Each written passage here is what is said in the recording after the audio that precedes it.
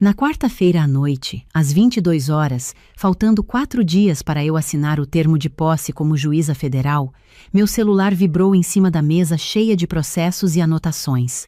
Era minha sogra, Dona Lourdes. Eu estava no escritório de casa, revisando pela 10ª vez os documentos que precisava levar para a cerimônia, checando cada detalhe como sempre fiz ao longo de todos esses anos. 12 anos estudando, 4 tentativas no concurso. Madrugadas com café frio e caneta na mão enquanto minha família dormia, e agora, finalmente, faltavam 4 dias. Atendi com o coração acelerado, achando que era alguma emergência. Ana, preciso te ver. Pode ser agora? A voz dela estava diferente. Não era o tom afável que ela usava quando queria aparecer de surpresa na minha casa para reorganizar minha geladeira. Era outro tom, um tom que eu conhecia, mas que nunca tinha conseguido nomear em 16 anos de casamento com Marcos. Dona Lourdes, está tudo bem? Comigo sim, mas com essa família não. Estou na porta da sua casa. Fechei os olhos por 2 segundos. A porta. Ela já estava na porta. Quando desci para abrir, ela já tinha entrado. Marcos tinha dado a chave para ela quando nos casamos, e por algum motivo que nunca fui capaz de questionar com firmeza, eu tinha deixado assim. Ela estava sentada na sala, bolsa no colo, postura ereta, com aquela expressão de quem tinha ensaiado o que ia dizer. Marcos estava no sofá ao lado dela, olhando para o chão. Ana, senta aqui. Vamos conversar com calma. Sentei na poltrona de frente para os dois. Meu próprio marido não conseguia me olhar nos olhos. Dona Lourdes, é quase meia-noite. O que aconteceu? Ela respirou fundo, como se estivesse prestes a anunciar algo muito grave. O que aconteceu é que você vai destruir essa família. Esse concurso, esse cargo de juíza, essa vida que você escolheu, tudo isso está destruindo o meu filho e destruindo os seus filhos. E eu não posso ficar calada. Senti o estômago apertar, mas não disse nada. Deixei ela continuar. Pedro tem 16 anos e está tirando nota baixa em matemática porque você passa a noite estudando e não tem tempo para ajudar.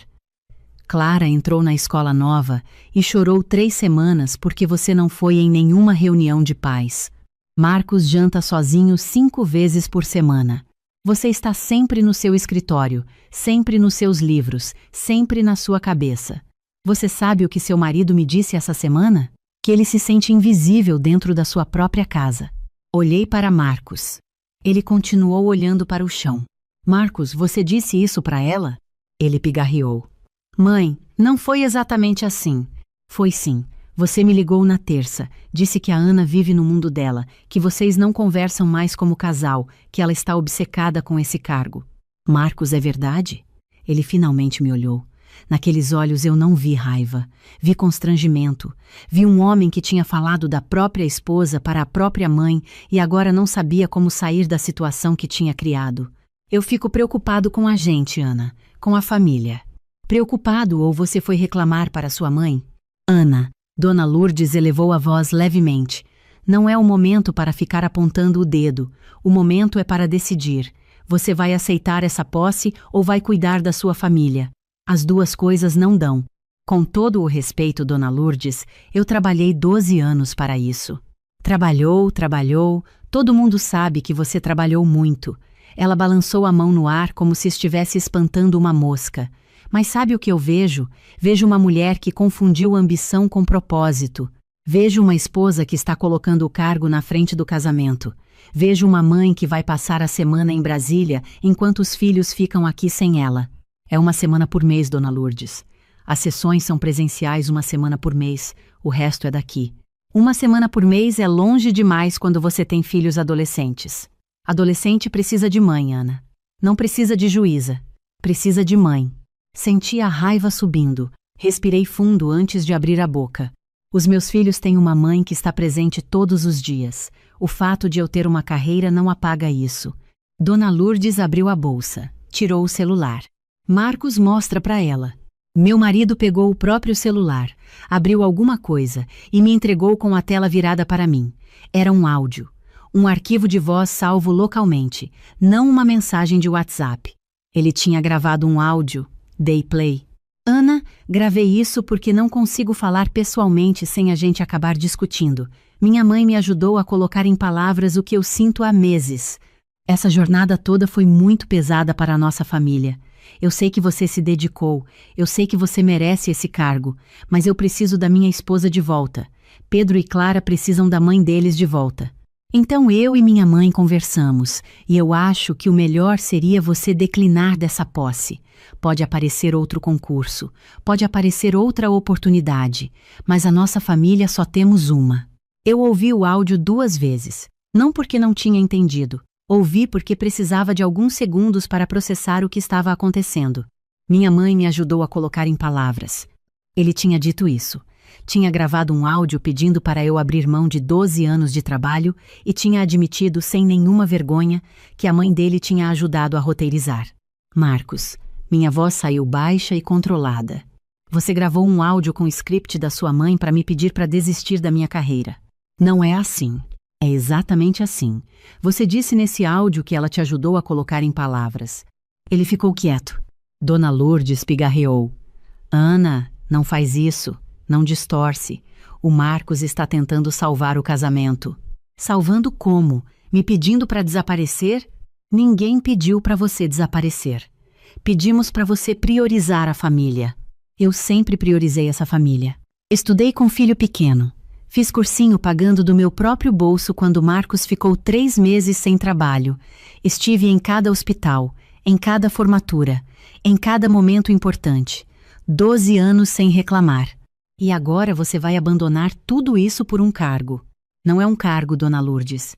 É quem eu sou. Ela se levantou. Ficou de pé no meio da minha sala com aquela postura de quem está encerrando uma reunião. Ana, você é esposa e mãe antes de qualquer outra coisa. Eu criei o Marcos sozinha depois que o pai dele foi embora. Trabalhei a vida inteira, mas nunca coloquei nada na frente dele. Nunca. E olha o filho que eu criei. Um homem bom, um pai dedicado. Um pai dedicado que deixa a mãe gravar áudio sobre o casamento dele. Pensei, mas não falei. Ficamos olhando uma para a outra por alguns segundos. Eu vou pensar no que vocês disseram, falei devagar. O rosto de Dona Lourdes relaxou. É isso que eu quero. Só que você pense de verdade. Não com a cabeça de advogada, com o coração de mãe. Eles ficaram mais 40 minutos. Dona Lourdes falando sobre sacrifício, sobre prioridades, sobre como mulher que sabe o que quer de verdade sabe quando parar. Marcos concordando com tudo, às vezes tentando suavizar alguma coisa que a mãe dizia com um tom mais agressivo, mas nunca discordando, nunca se posicionando, nunca sendo meu marido de verdade. Quando saíram, perto da 00:30, fiquei sozinha na sala. Pedro e Clara estavam dormindo no andar de cima.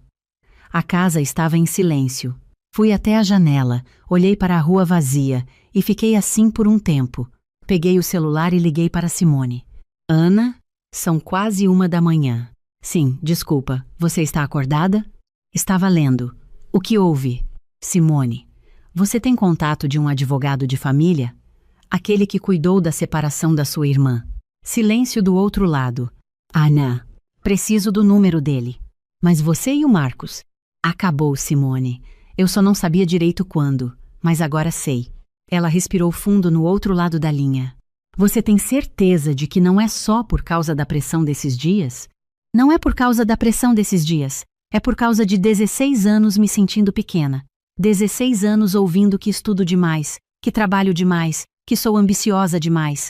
16 anos com uma sogra que acha que o filho dela ainda tem 12 anos e que o casamento dele é extensão da casa dela. E um marido que grava áudio com o script da mãe para me pedir para desistir do meu sonho. Ele fez o quê? Conto depois. Me manda o número. Vou mandar agora. Ana, você vai estar bem? Vou estar melhor do que estou agora. Isso eu sei. Na quinta de manhã, acordei às 5:30, antes do alarme.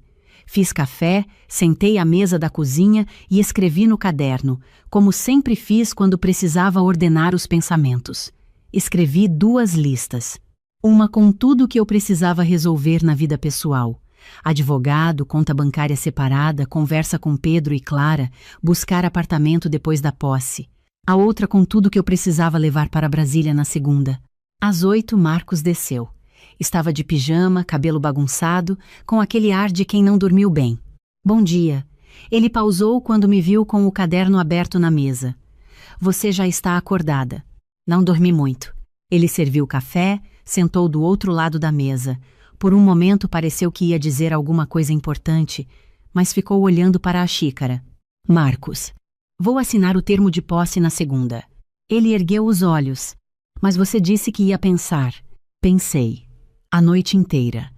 E a minha decisão é que eu vou aceitar o cargo. Ele fechou os olhos por um segundo. Ana. E também vou pedir o divórcio. O silêncio que se seguiu foi diferente de todos os silêncios que já tínhamos tido. Era um silêncio que pesava. Você está falando sério. Muito sério. Por causa de um áudio? Você vai destruir nossa família por causa de um áudio? Não é por causa do áudio, Marcos. O áudio foi só o espelho. O que eu vi nesse espelho foi um casamento onde cada decisão minha passa pela aprovação da sua mãe. Onde meu marido grava roteiro com a mãe em vez de conversar comigo. Onde eu passei 16 anos me sentindo culpada por querer crescer. Eu nunca pedi para você parar de crescer. Você acabou de pedir, ontem à noite, com a voz da sua mãe saindo da sua boca.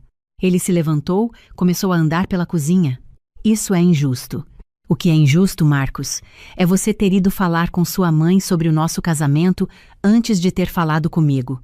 O que é injusto é eu ter que descobrir pelo áudio dela que você se sente invisível, em vez de você ter me dito isso pessoalmente. O que é injusto são 16 anos sendo a terceira pessoa no nosso casamento. Minha mãe só quer o nosso bem. Eu sei, e eu também queria o bem dela, mas o bem dela é o controle, Marcos, e eu não aguento mais. Ele parou no meio da cozinha. Vi nos olhos dele que estava procurando algum argumento, alguma saída. E então, como sempre acontecia quando ele não sabia o que fazer, pegou o celular.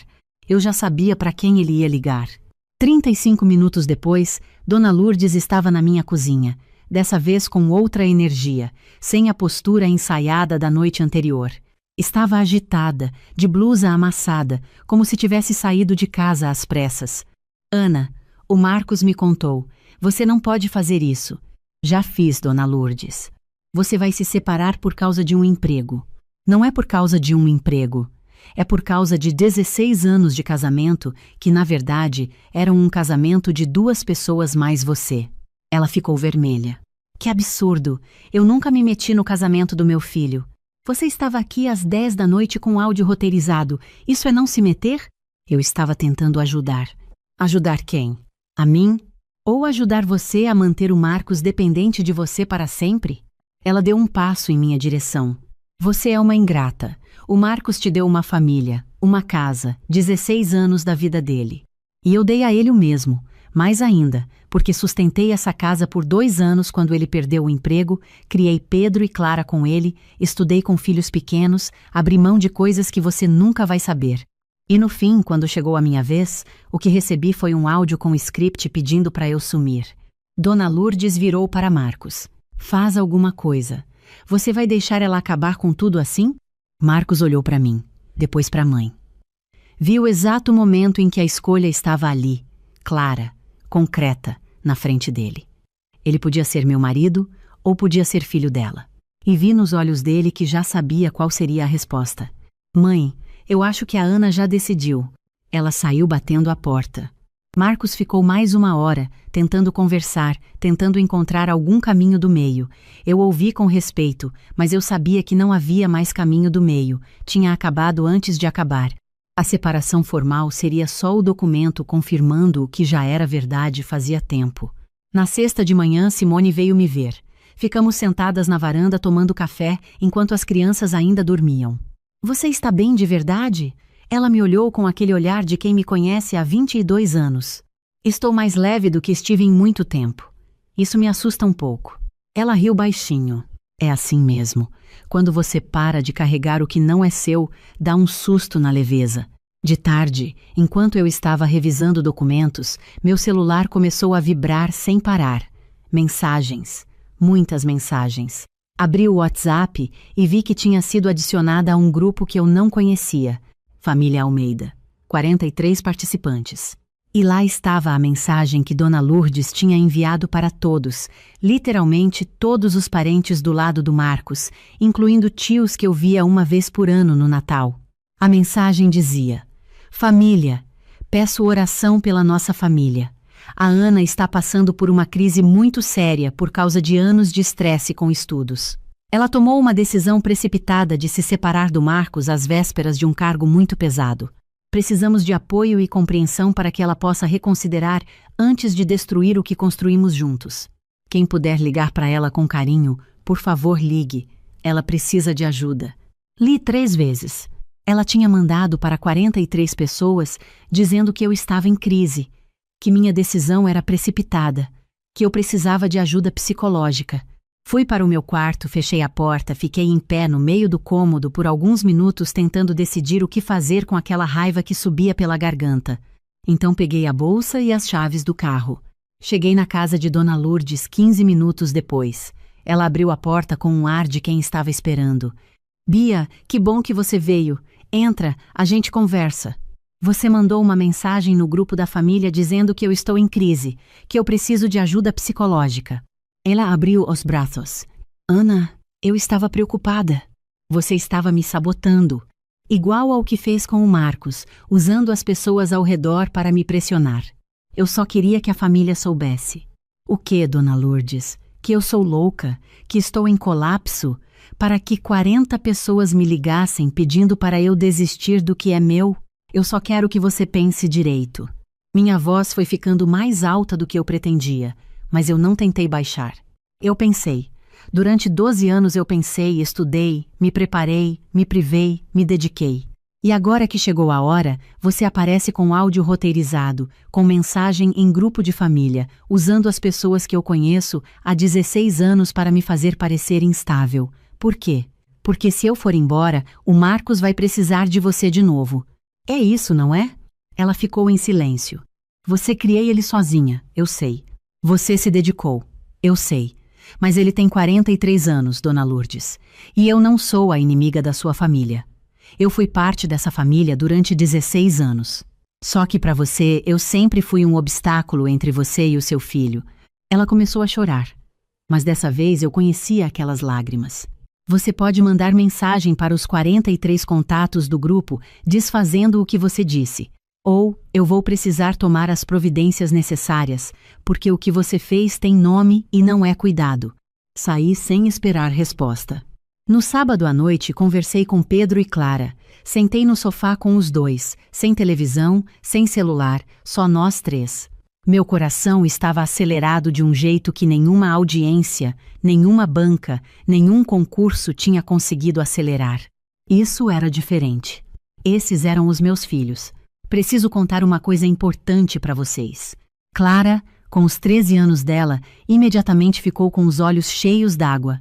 Pedro, 16, ficou quieto com aquele jeito dele de processar as coisas antes de reagir.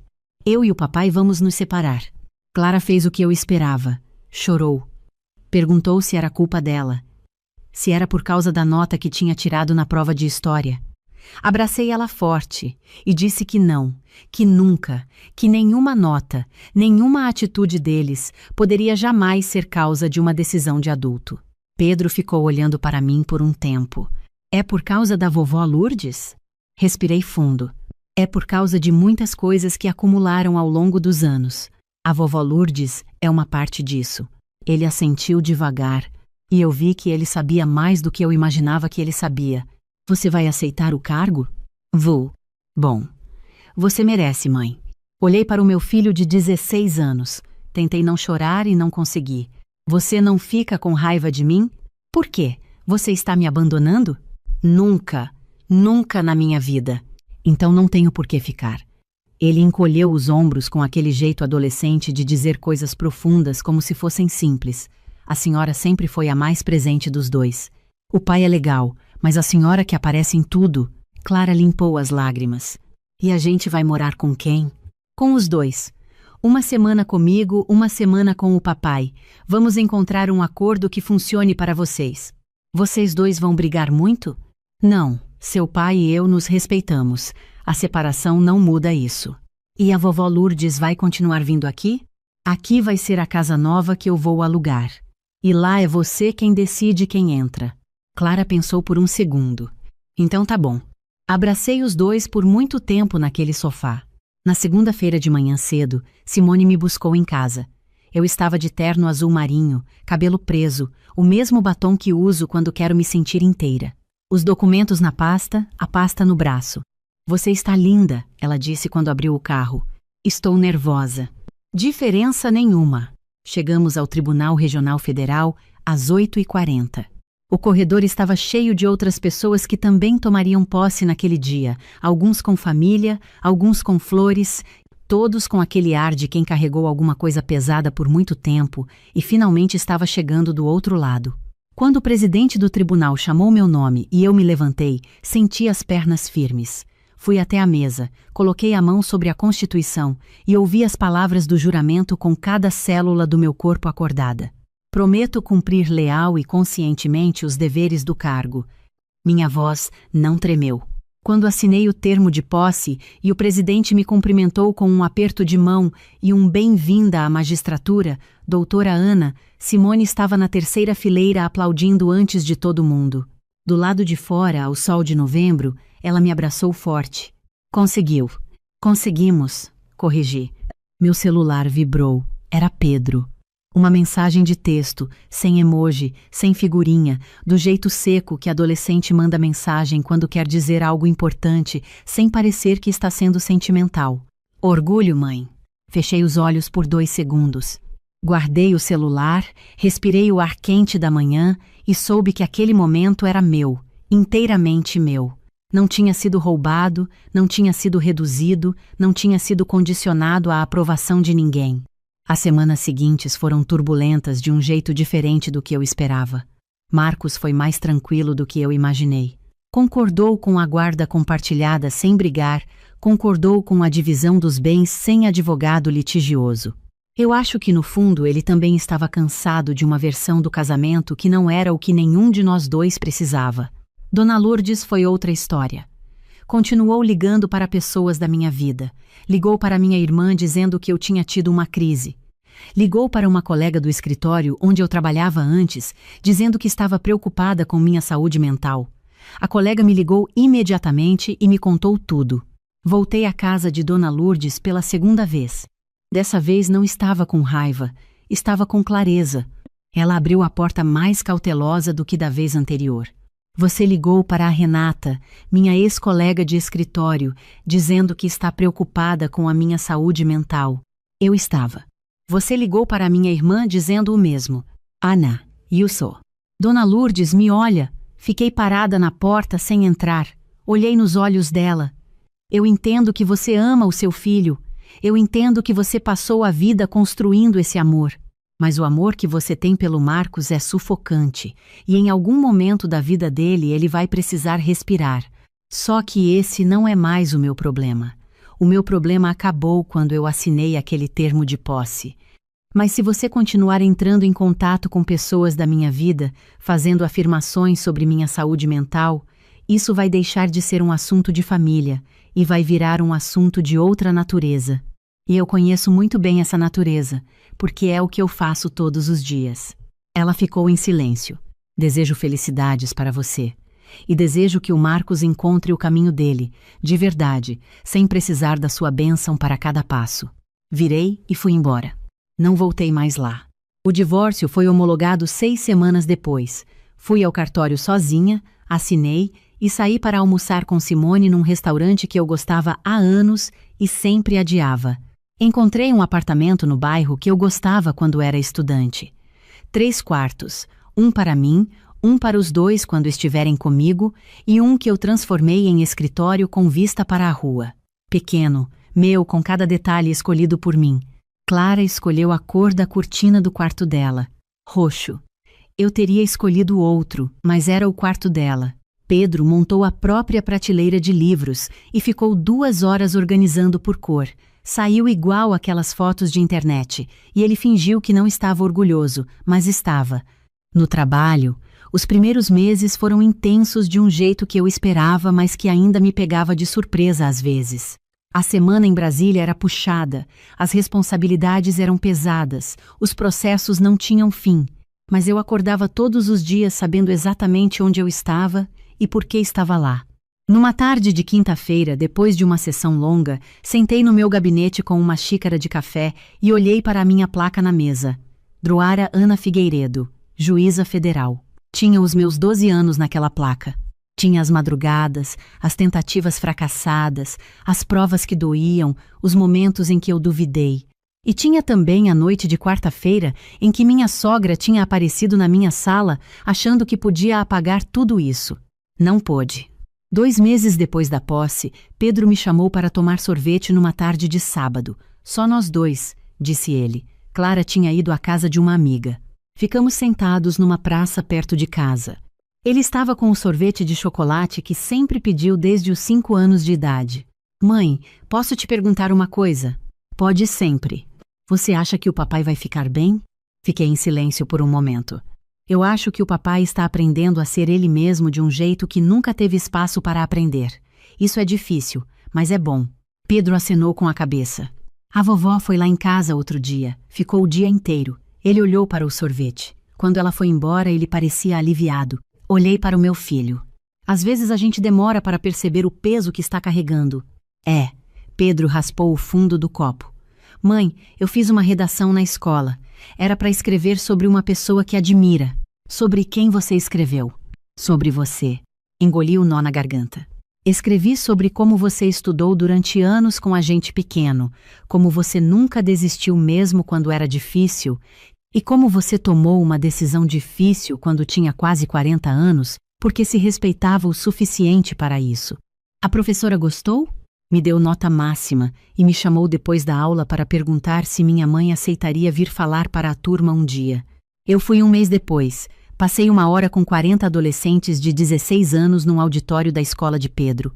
Contei a história sem romantizar, sem omitir as partes difíceis, sem fingir que foi fácil ou que eu não tinha medo. Uma menina levantou a mão no final. Doutora Ana, e se as pessoas da sua família não tivessem aceitado? Olhei para ela. Era uma menina de olhos escuros que me lembrava de mim aos 16, achando que amor era o mesmo que custo. Eles aceitaram porque eu não pedi permissão. Tomei a decisão e comuniquei. Existe uma diferença enorme entre pedir licença para existir e existir com responsabilidade pelo próprio caminho. Eu não pedi para minha sogra aceitar, não pedi para meu marido aceitar. Comuniquei o que eu tinha decidido, me responsabilizei pelas consequências e segui em frente. Isso não é egoísmo. É respeito por si mesma. Outra mão levantou. Você não sentiu culpa? Todo dia. A culpa não desapareceu do dia para a noite, mas eu aprendi a reconhecer de onde ela vinha. Ela não vinha de mim. Ela vinha de 16 anos sendo ensinada que querer demais era um defeito de mulher. Quando eu entendi isso, a culpa foi perdendo o poder que tinha sobre mim. Saí da escola naquela tarde, com Pedro caminhando ao meu lado. Ele ficou quieto por 2 quarteirões e depois disse, sem me olhar, você falou bem. Obrigada, filho. Parecia que estava falando para elas e para você ao mesmo tempo. Parei na calçada. Ele parou junto. Estava, confirmei. Numa sexta-feira à noite, 4 meses depois da posse, Clara estava na minha sala fazendo lição enquanto eu preparava o jantar. Ela tinha o hábito de fazer a lição com música baixa no celular e de vez em quando me fazer perguntas do nada, sem contexto, sem introdução. Mãe, quando você era da minha idade, você sabia o que queria ser? Eu sabia que queria fazer alguma coisa com direito. Não sabia exatamente o quê. E quando descobriu que era juíza? Acho que na faculdade. Mas levei tempo para acreditar que era para mim. Por quê? Porque naquela época havia poucas mulheres que eu conhecia fazendo esse caminho, e às vezes, quando você não vê ninguém igual a você em algum lugar, fica difícil acreditar que você pode estar lá. Ela parou de escrever. Mas agora você está lá. Agora estou. Ela voltou para a lição. Ficou quieta por uns 3 minutos. Então, mãe, eu quero ser promotora. Olhei para ela com o espátula na mão. Desde quando? Desde que você contou que ficou 4 vezes no concurso e foi na 5ª. Eu achei bonito não desistir assim. Você pode ser promotora, pode ser o que quiser. Mesmo se eu casar? Mesmo se você casar. Mesmo se você tiver filhos, mesmo se alguém te disser que você está escolhendo o trabalho em vez da família, você não precisa escolher. Você pode ser tudo. E se alguém pedir para você ser menos para que ele se sinta mais, essa pessoa não é parceira, é obstáculo. Ela anotou alguma coisa no caderno. Eu quase perguntei o que era, mas não perguntei. Naquela noite, depois que Clara dormiu, fui até a janela do apartamento com uma taça de vinho. A cidade estava acesa lá embaixo, barulhenta do jeito que eu sempre gostei, aquele ruído de cidade que me fazia sentir dentro de alguma coisa maior do que eu. Marcos tinha me ligado alguns dias antes. Disse que a mãe dele queria pedir desculpas, que estava arrependida, que tinha entendido que foi longe demais. Eu disse que desejava felicidades a ela, mas que não precisava das desculpas, que estava bem, que não havia mais nenhuma conta aberta. Você está bem de verdade? Ele perguntou. E pela primeira vez em muito tempo, ouvi na voz dele algo genuíno, sem intermediário, sem script. Estou bem de verdade, Marcos. E então, porque ele merecia pelo menos isso depois de tudo, você também vai estar, quando você aprender a ouvir a sua própria voz. Ele ficou quieto por alguns segundos. Acho que nunca aprendi isso direito. Nunca é tarde. Desliguei. Não bloqueei, mas desliguei. Fiquei olhando para as luzes da cidade por um longo tempo. Tinha 40 anos, era juíza federal, era mãe de 2 adolescentes que me surpreendiam toda semana. Tinha uma amiga que aparecia toda quinta-feira com vinho e conversa. Tinha um apartamento pequeno que era inteiramente meu. Tinha um gabinete com meu nome na placa. Tinha uma vida que eu tinha construído, perdido o fio por alguns anos e encontrado de volta. Não tinha chegado até aqui apesar de tudo que aconteceu. Tinha chegado por causa de tudo que aconteceu. Cada negativa, cada pressão, cada noite em que alguém tentou me convencer de que eu era grande demais para o espaço que ocupava, tinha me ensinado alguma coisa. Tinha me ensinado que espaço não se pede, espaço se ocupa. E que mulher que sabe quem é, não precisa de permissão para ser. Eu existia dentro de um papel por 16 anos, esposa de, mãe de, nora de, e não tinha nada de errado com esses papéis. Eu os amava, ainda os amava. Mas debaixo deles havia uma pessoa inteira que não cabia só nesses nomes. Agora eu era tudo ao mesmo tempo, e não tinha nada de errado com isso. Tomei o último gole de vinho, apaguei a luz da sala e fui dormir. De manhã eu tinha audiência às 9, e eu ia estar lá, inteira, pronta, com o meu nome na placa e os meus 12 anos nas costas. Como sempre deveria ter sido. Eu tinha acabado de tirar o jaleco quando o celular tocou. São 6h40 da manhã, e quando o celular toca nesse horário depois de um plantão de 12 horas, o coração já vai para um lugar ruim antes mesmo de você ver o nome na tela. Não era do hospital.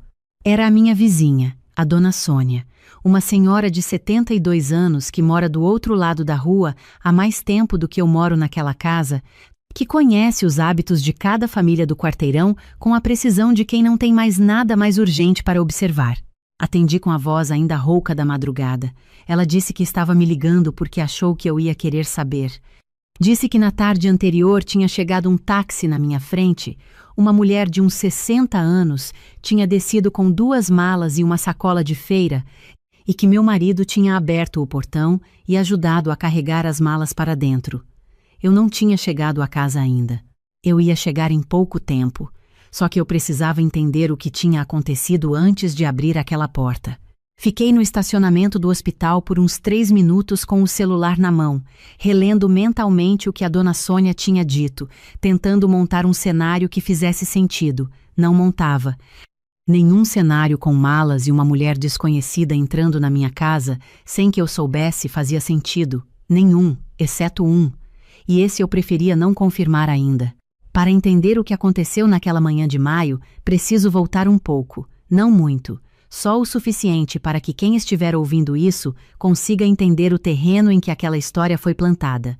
Eu tenho 40 anos, sou técnica em enfermagem há 15, trabalho numa UTI neonatal que me ensinou mais sobre paciência e sobre o limite do corpo humano do que qualquer outra coisa na minha vida. Tenho uma filha de 8 anos, A Sofia, que é a criança mais séria e mais engraçada que eu já conheci ao mesmo tempo, o que é uma combinação rara e que eu atribuo completamente a ela mesma, porque certamente não aprendi essa combinação em nenhum lugar. Meu marido, o Marcos, tem 43, trabalha como técnico de manutenção industrial. É um homem de poucos movimentos, pouca palavra, e que, na maior parte do tempo, é confiável. Na maior parte do tempo. A casa em que moramos é minha. Comprei antes de me casar, numa época em que eu ainda morava sozinha e trabalhava em 2 empregos ao mesmo tempo, numa determinação que eu não consigo nem explicar direito hoje, só sei que existia.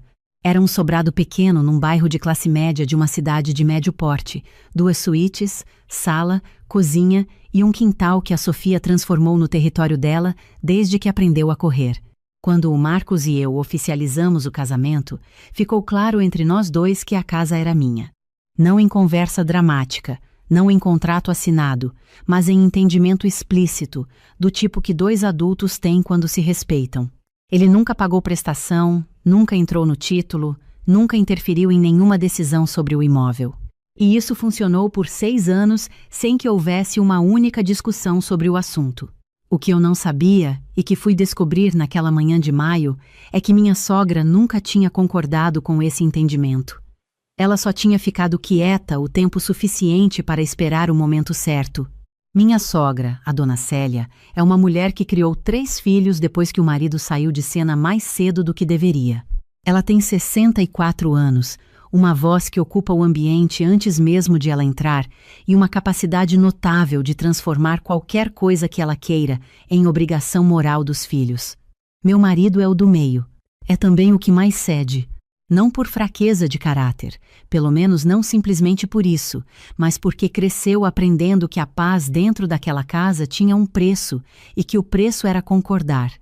Ele virou adulto sem perceber que não precisava mais pagar aquela conta e continuou pagando por hábito. Eu tinha uma relação razoável com minha sogra. Não próxima. Razoável. Eu aparecia nas datas importantes, levava a Sofia, participava das reuniões de família com a educação que aprendi dentro de casa e mantinha uma distância que eu nunca precisei explicar porque ela nunca foi rude. Ela era o tipo de pessoa que nunca briga de frente. Ela age. E depois explica que estava tentando ajudar. A irmã da minha sogra, que eu vou chamar de tia por ser o que ela era dentro daquela estrutura familiar, era uma mulher que eu tinha visto talvez 4 vezes em 6 anos. Sabia que morava no interior, que era viúva há 2 anos, que não tinha filhos. Sabia pouco mais do que isso. Não havia razão para saber mais. Foi esse pouco que tornou o que aconteceu ainda mais difícil de processar. Quando eu entrei pela porta da minha casa naquela manhã, o Marcos estava na cozinha com 2 copos de café na mão. Um era dele. O outro, eu entendi em menos de 1 segundo, não era. Porque sentada na minha mesa de cozinha, com uma bainha de vestido que ela estava consertando no colo e os óculos de leitura na ponta do nariz, estava uma mulher que eu reconheci como a irmã da minha sogra. Ela levantou os olhos para mim com a expressão de quem está completamente à vontade. Como se eu é que tivesse chegado na casa dela. Meu marido colocou o copo de café na mesa com um cuidado que eu reconheci como o cuidado de quem está tentando ganhar tempo. Eu não disse nada por um momento. Fiquei parada na entrada da cozinha com o jaleco dobrado no braço e a bolsa ainda no ombro, olhando para aquela cena, tentando encontrar dentro de mim o lugar mais calmo que eu conseguia alcançar naquele estado de cansaço e de incompreensão simultâneos. "Bom dia", eu disse. Ela respondeu com um bom dia animado, como se fôssemos velhas conhecidas. Eu olhei para o meu marido. Ele me olhou com aquela expressão que eu já tinha aprendido a ler ao longo de 6 anos de casamento. Era a expressão de quem sabe que errou e está calibrando o tamanho do erro antes de dizer qualquer coisa. "Posso te falar uma coisa?", eu disse para ele, e não era pergunta. Fomos para a área de serviço. Fechei a porta com o cuidado de quem não quer dar um portão, mas precisava da barreira. "Quem é essa mulher na minha cozinha?", eu disse. Ele passou a mão no rosto. "Você sabe quem é, Renata. Eu sei quem ela é. Eu não sei o que ela está fazendo na minha cozinha com as malas dela no meu quarto de hóspedes." Ele respirou fundo. "Minha mãe me ligou na semana passada." Disse que a situação dela no interior ficou difícil depois que o marido foi embora, que ela está sozinha, que não tem renda fixa e que a casa onde ela mora pertence a um sobrinho que está precisando do imóvel. Minha mãe achou que ela podia ficar aqui por um tempo enquanto resolve a situação dela. Por um tempo, é o que ela disse. E você concordou? Não concordei. Eu disse que ia pensar. E o resultado de você ter pensado foi uma mulher com 2 malas sentada na minha mesa de cozinha. Ele ficou quieto. Quando você ia me contar? Eu disse. Ele não respondeu de imediato, e o silêncio que veio antes da resposta foi suficiente. Eu já sabia. Ele não ia contar. Ele estava esperando que o fato acontecesse e que eu, por cansaço ou por não querer conflito, aceitasse. Era o mesmo cálculo da minha sogra. A mesma lógica do fato consumado. A ideia de que é mais fácil aceitar uma coisa que já está instalada do que dizer não a uma coisa que ainda está só sendo proposta. Eu voltei para a cozinha. A irmã da minha sogra estava terminando o café com a bainha ainda no colo. A Sofia tinha descido e estava sentada no banco ao lado dela, olhando para o pano com curiosidade de criança. Mamãe, você chegou, a Sofia disse. Cheguei, filha. Vai lavar o rosto e escovar o dente. Está quase na hora da escola. Ela foi sem reclamar porque é uma criança que percebe o tom das coisas sem precisar que expliquem. Eu me sentei na cadeira em frente à irmã da minha sogra, me apresentei com o nome completo. Disse que precisávamos conversar sobre a situação, porque havia um equívoco que precisava ser esclarecido antes de qualquer outra coisa. Ela me olhou por cima dos óculos com uma expressão que misturava surpresa e alguma coisa mais densa. Eu disse que entendia que ela estava numa situação difícil. Disse que lamentava a perda do marido e que a transição de uma casa, que não era mais dela, para uma nova situação, certamente não era fácil.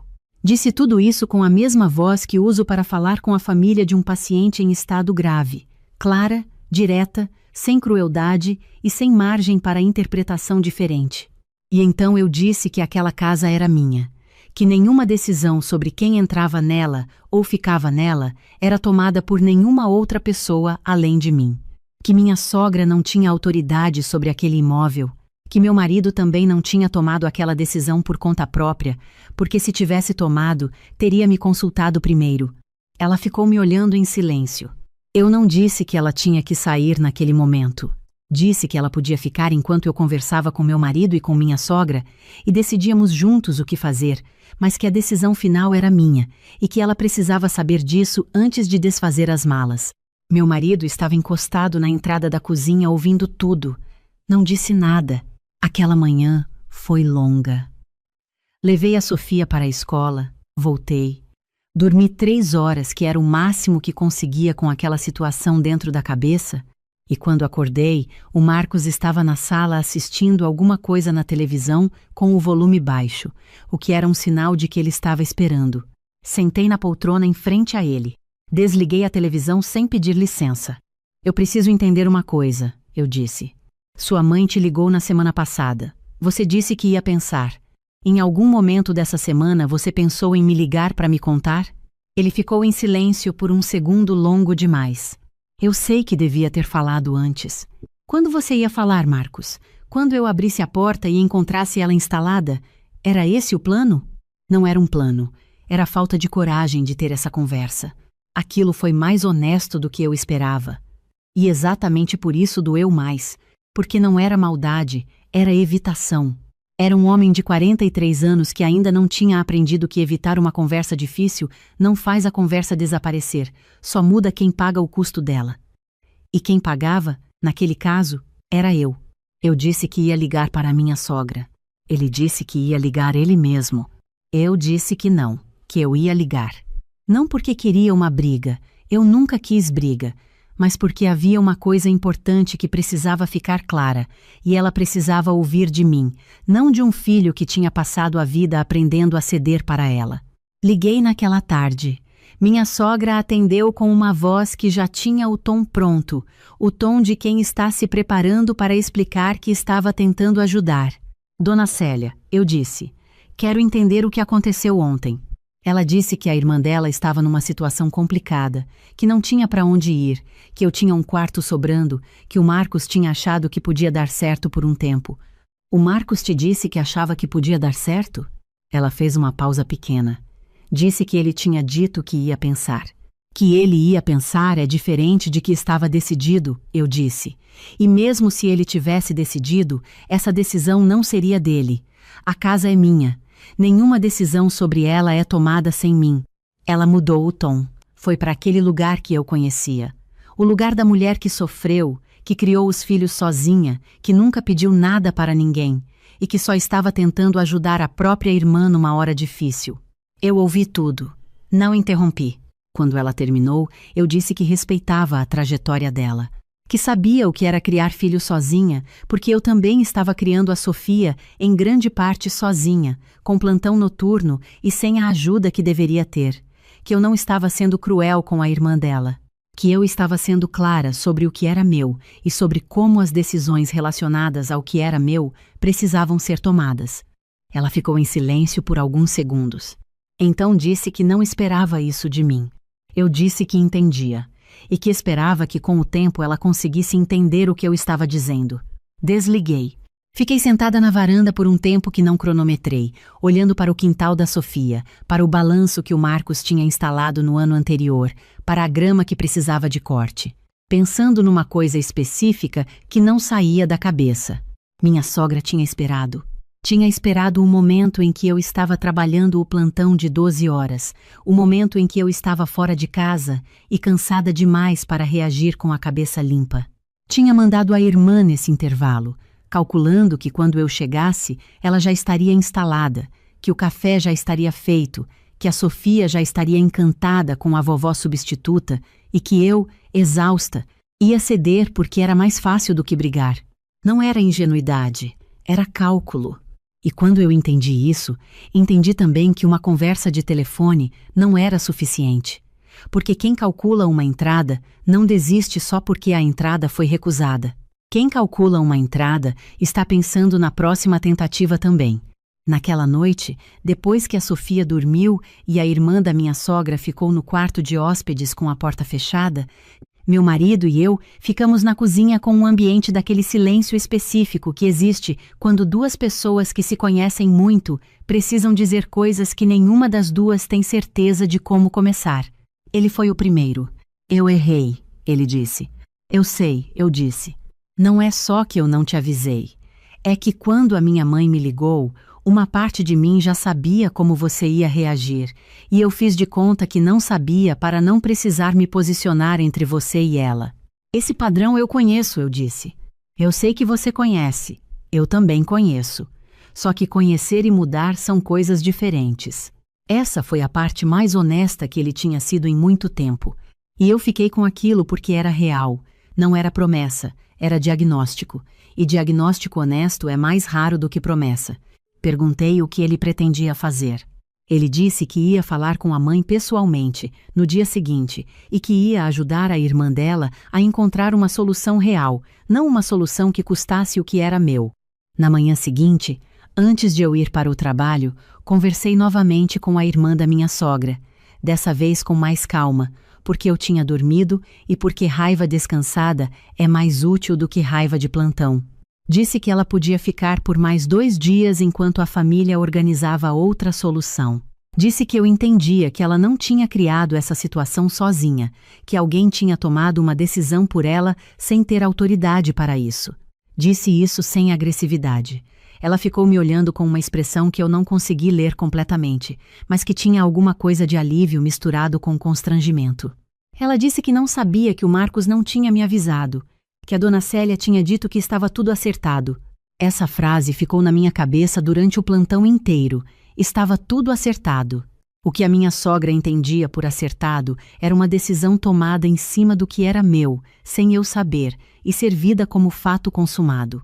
E o meu marido tinha permitido que isso avançasse até a minha porta porque era mais fácil do que ter a conversa que precisava ter.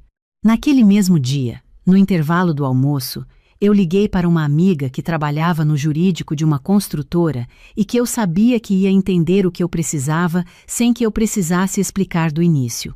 Ela me ouviu por uns 2 minutos e depois disse uma coisa simples.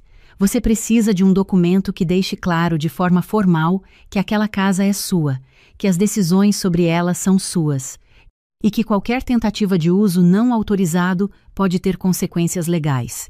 Não para assustar, mas para que ninguém tenha dúvida.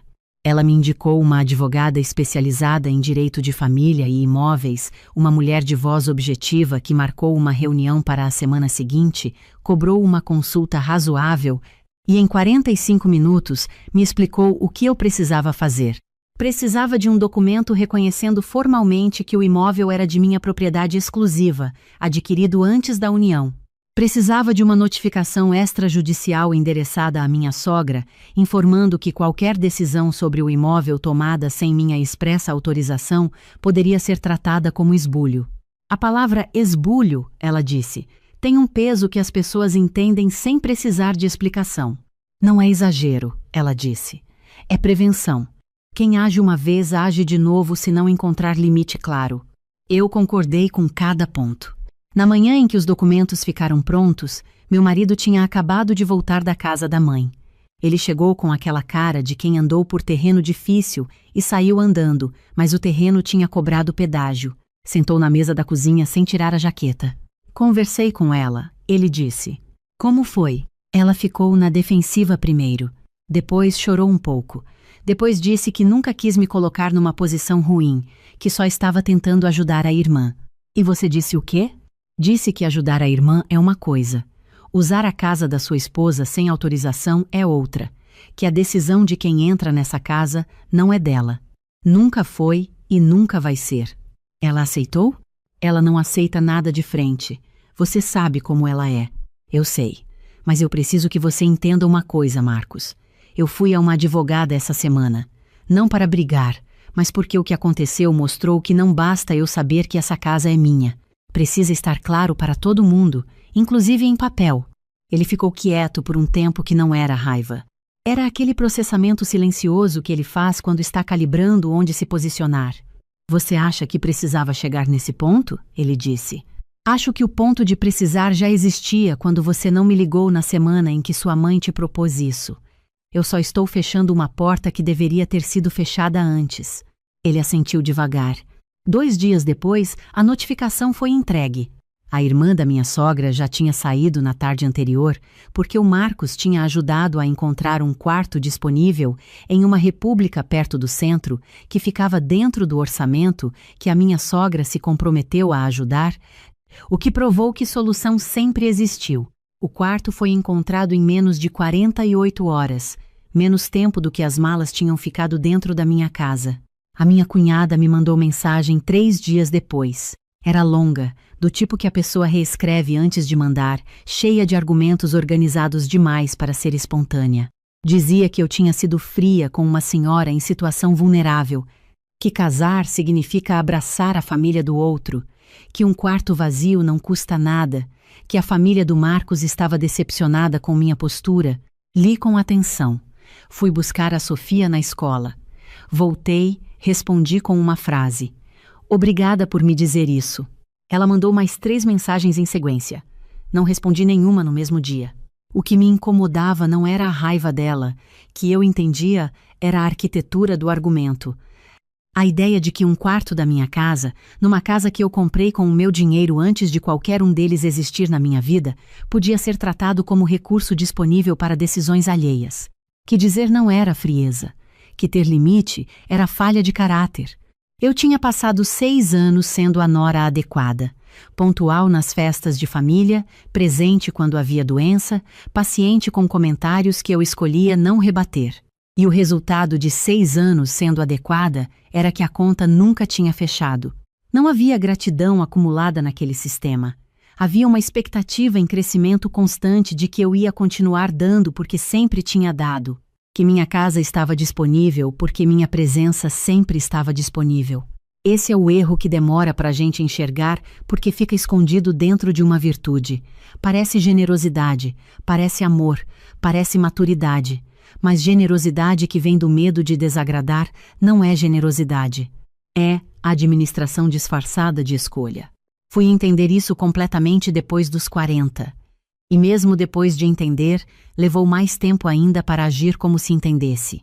Na semana seguinte, a vida dentro de casa foi tomada por aquela temperatura diferente que duas pessoas que se conhecem bem reconhecem sem precisar nomear. Não era briga. Era aquele clima de duas pessoas navegando algo que ainda não tinha terminado de ser dito. A Sofia percebia, porque criança percebe a temperatura dos ambientes antes de perceber as palavras. Ela me perguntou se eu e o papai estávamos brigando. Eu disse que não estávamos brigando, que estávamos conversando sobre uma coisa de adulto que ia ficar bem. Ela aceitou com a confiança específica de quem aprendeu que os adultos ao redor dela resolvem as coisas. Numa terça-feira de tarde, o Marcos chegou do trabalho mais cedo do que o esperado. Eu estava na cozinha com uma panela no fogo que eu tinha esquecido porque estava olhando para o quintal sem ver nada, que é o que acontece quando a cabeça está em outro lugar. Ele entrou, foi beber água, ficou apoiado na pia me olhando por um momento. Eu preciso te dizer uma coisa, ele disse. Eu desliguei o fogo, me virei. Quando minha mãe me ligou na semana passada, eu não fui honesto comigo mesmo sobre o que eu ia fazer com aquela informação. Eu ouvi, eu entendi o plano dela, e eu fiz uma conta silenciosa que envolveu esperar para ver se as coisas se resolviam sozinhas antes de eu precisar escolher um lado. Isso foi errado. Não foi falta de informação. Foi falta de coragem. Eu o ouvi sem interromper. Quando você abriu a porta naquela manhã e encontrou a situação que encontrou, eu sabia que você ia encontrar aquilo. Eu devia ter impedido antes. Fui com você para a cozinha aquela manhã porque eu sabia que devia estar lá, não porque estava surpreso. Você devia ter me ligado antes de ela entrar pela minha porta. Eu devia. Por que não ligou? Porque eu sabia que você ia dizer não. E eu não queria ser o mensageiro do não para minha mãe. Então eu deixei a situação chegar até onde chegou, esperando que de algum jeito a resposta fosse diferente. E isso foi uma covardia da minha parte. Aquilo doeu. Não a admissão em si, mas o que ela revelava. 6 anos de casamento e ainda havia naquele homem uma hierarquia implícita onde o conforto da mãe vinha antes da minha dignidade. Não com malícia, com evitação.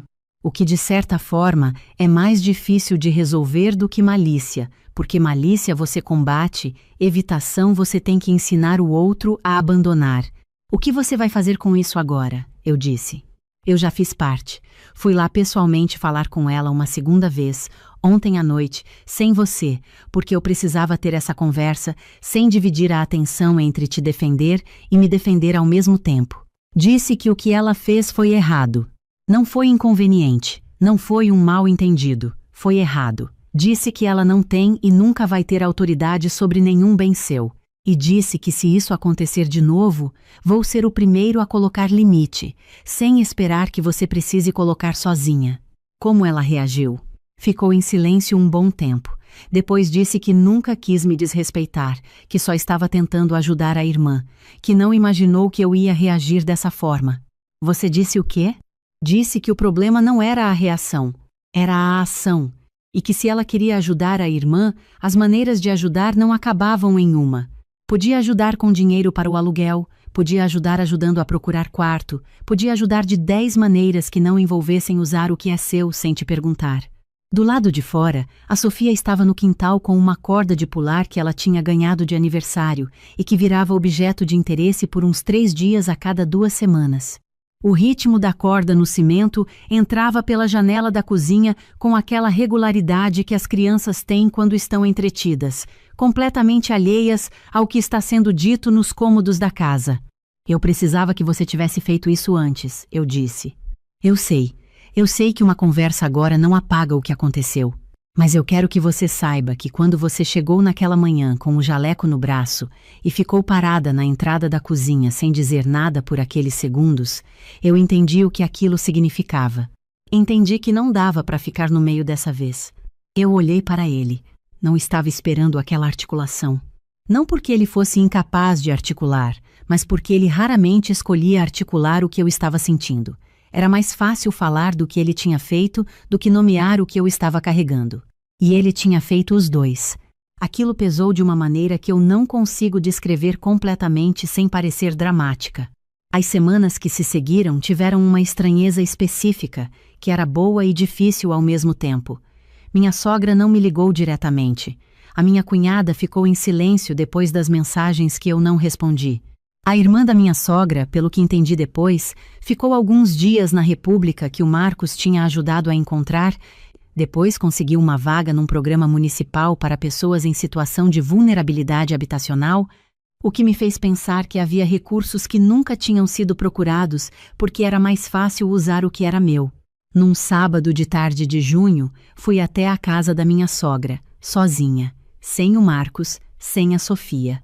Ela me atendeu na porta com uma expressão que misturava surpresa e alguma coisa que eu li como alívio disfarçado.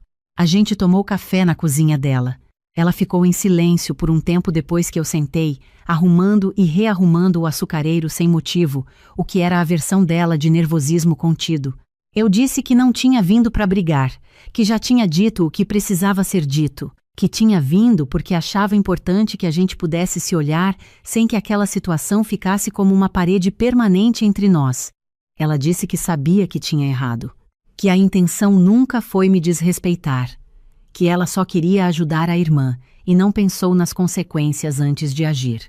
Não era um pedido de desculpa completo, mas era o máximo que ela conseguia chegar sem abrir mão do orgulho inteiro. Eu reconheci isso porque conheço o que é difícil de dizer sem prática. Eu disse que entendia, que eu também esperava que com o tempo a gente conseguisse encontrar um equilíbrio diferente. Não o de antes, porque o de antes não era equilíbrio. Era eu absorvendo e ela avançando. Um equilíbrio honesto, onde as fronteiras estão claras e as expectativas são reais. Ela assentiu sem dizer nada. Isso não foi o fim de nada de forma limpa. Esse tipo de coisa não cura com uma visita, cura com o tempo e com a consistência do que mudou se mantendo mudado.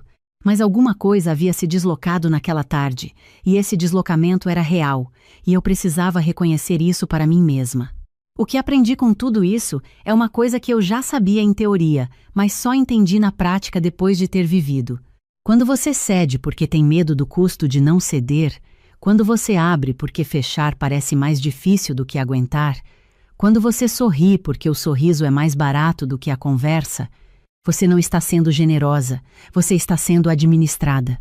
E a diferença entre as duas é que na segunda você carrega o peso sozinha e a conta nunca fecha, porque a conta não foi feita para fechar, foi feita para continuar aberta. Eu tinha carregado esse peso por 6 anos. Não porque minha sogra fosse uma pessoa má, não porque meu marido fosse vilão, mas porque havia um sistema de expectativas construído ao redor da minha disponibilidade e enquanto eu estava disponível, ninguém precisava questionar o sistema. Foi só quando eu parei de estar disponível da maneira que o sistema esperava, que todo mundo teve que olhar para o que havia sido construído e decidir o que fazer com ele. O meu marido decidiu sair do sistema. Isso foi o que eu não esperava, e foi o que importou mais. Numa tarde de sábado do fim de junho, levei a Sofia para brincar no quintal depois do almoço, me sentei nos degraus da varanda e fiquei olhando para a grama que o Marcos tinha cortado naquela manhã, para o balanço, para a janela do quarto de hóspedes, com a cortina lavada que eu mesma tinha colocado de volta depois que a irmã da minha sogra saiu. Aquela casa era minha. Tinha sido minha antes de eu ser esposa, antes de eu ser mãe, antes de qualquer papel que a vida me colocou depois. Era minha com o meu nome no registro de imóveis, com o meu dinheiro pagando o IPTU todo ano, com as minhas escolhas em cada reforma, com as minhas decisões sobre quem entrava e quem não entrava por aquela porta. Nenhuma dessas decisões ia ser tomada por ninguém além de mim. Isso não era frieza, não era soberba, não era falta de amor pela família do meu marido. Era o reconhecimento de que eu existo como sujeito da minha própria história, não como recurso disponível na história de todo mundo. E manter o que é seu não é o oposto do amor. É a condição para que o amor seja real. Porque amor que exige que você abra mão do que é seu, sem ser perguntada, não é amor, é ocupação com outro nome. Na semana seguinte, a Sofia me perguntou se a gente ia à casa da vovó no final de semana. Eu disse que sim, que íamos. Ela perguntou se eu estava de bem com a vovó. Eu disse que a gente estava resolvendo uma coisa de adulto, mas que ia ficar bem. Ela aceitou com a tranquilidade de quem confia no processo sem precisar ver o mapa inteiro. Crianças têm isso. A capacidade de confiar que o que precisa se resolver vai se resolver, sem precisar monitorar cada passo. É uma sabedoria que os adultos perdem e passam o resto da vida tentando recuperar de outros jeitos. Naquela noite, o Marcos e eu ficamos na varanda depois que a Sofia dormiu. Ele tinha aberto uma cerveja que esfriou mais no copo do que foi bebida, e a noite estava daquele jeito quente que junho tem antes da virada do tempo. "Você está bem?" ele perguntou. "Estou", eu disse, e era verdade naquela noite de um jeito que não era verdade em muitas noites dos últimos meses. Ele ficou me olhando por um momento com aquela expressão que eu levei anos aprendendo a ler. Não era a expressão dos dias difíceis, era outra, mais quieta. "Eu fico pensando", ele disse, "que eu devia ter percebido antes que a situação ia chegar até aqui." "Não era questão de perceber", eu disse, "era questão de escolher. E você precisou de um empurrão para fazer essa escolha. Isso acontece." Ele ficou em silêncio. Do quintal do vizinho, alguém tinha deixado um rádio ligado numa estação que tocava pagode baixo demais para identificar a música, alto o suficiente para saber que existia. Aquele tipo de fundo sonoro que a noite tem quando a cidade ainda está acordada, mas já está mais quieta. "O que sua mãe vai fazer agora?" eu perguntei. "Vai ficar sentida por um tempo", ele disse. "A Vanessa vai continuar achando que você foi dura. Mas eu falei com minha mãe que qualquer assunto relacionado à sua casa precisa ser tratado diretamente com você. Não comigo, não por recado, não por suposição. Com você." Respirei fundo. "Obrigada. Não precisa agradecer. Era o que devia ter sido dito desde o começo.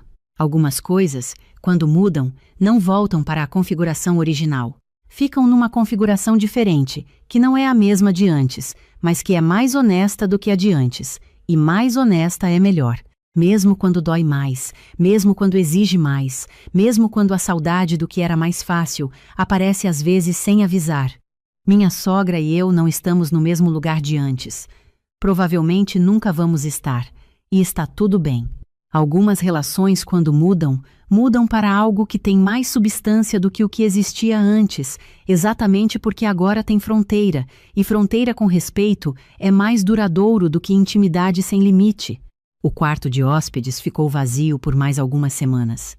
Depois a Sofia pediu para colocar uma estante para os livros dela lá, porque o quarto dela estava cheio. Eu disse que podia. Ela passou uma tarde inteira organizando os livros por cor, que é a lógica dela, não a minha, mas que resultou em algo que eu olhei pela porta com uma satisfação que é difícil de nomear sem parecer exagerada. É bom quando os espaços da sua casa são habitados por quem você escolheu que estivesse lá. É muito diferente de quando estão habitados por quem outra pessoa decidiu que deveria estar, enquanto você estava com o jaleco no braço tentando entender o que tinha acontecido.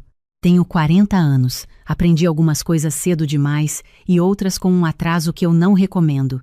Mas aprendi que nenhum bem, nenhum espaço, nenhuma conquista fica inteiramente segura enquanto você aceita que outras pessoas têm o direito implícito de decidir sobre ela. E que dizer não não é frieza. Não é falta de amor.